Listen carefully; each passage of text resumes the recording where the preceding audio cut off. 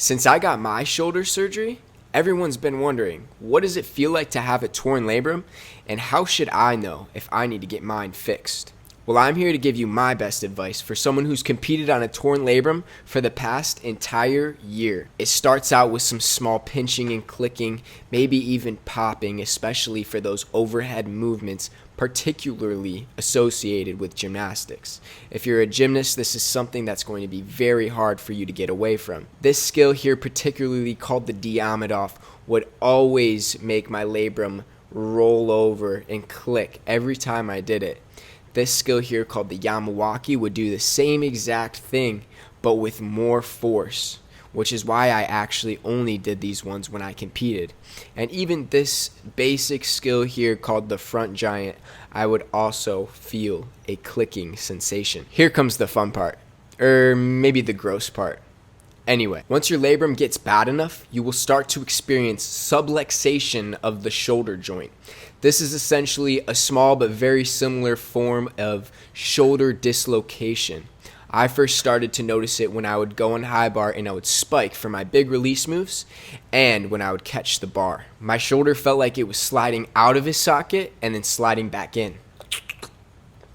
So yeah, it started bad, but eventually got a lot worse, to the point where my shoulder would sublux when I was running, jumping, walking downstairs, sometimes even when I just sat down. At this point, I decided I should probably go get an MRI and figure out what's really going on inside of my shoulder. I got the MRI and find out I had what we call a slap tear, and I was presented with two options, as would be presented to you if you found out you had a slap tear. Side note, if you're a gymnast and you've been a gymnast for the past 10 to 20 years, or even less in some cases, there is a high chance that you have a slap tear. The good news is that some people will never know that they have a tear in their shoulder and will be able to rehab their shoulder to proper stability without losing any skill level, strength level, or flexibility in their respective area. This seemed like a sound option for me, considering this was my last year of college gymnastics. I decided that I would give up this year for the team, and I would help them however I could to find success. Even if this meant I couldn't come back to full strength, I wanted to be a part of what they had going on.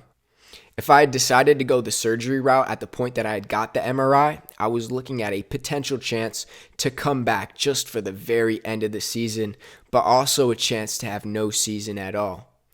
I was also being told that some people actually never return to sport after having a labrum repair. I wasn't willing to take this chance, so rehab it was. And rehab it was for the entire month of September. October and November would be me having a very, very slow progression back to all 6 events, but right at the end I would have a small hiccup on floor doing a simple set for a double-double that would cause my shoulder to sublux so bad that I would take another few weeks off. So December came and surgery was on my mind again, but this meant that if I got surgery, there was a 0% chance that I would have been able to help the team this past season. I started this January and this competition season able to do pommel horse, parallel bars, and vault, and I was showing some promising healing. Maybe I was going to be able to do high bar.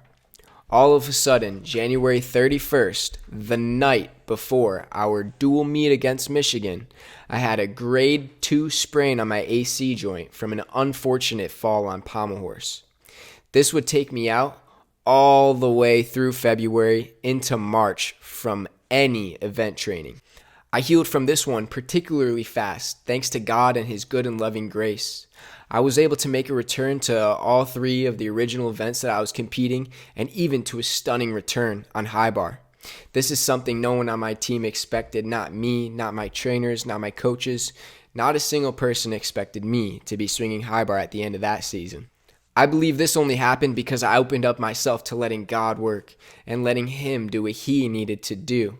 Letting my weak and feeble hands grow some slack allowed me to roll uphill towards Him.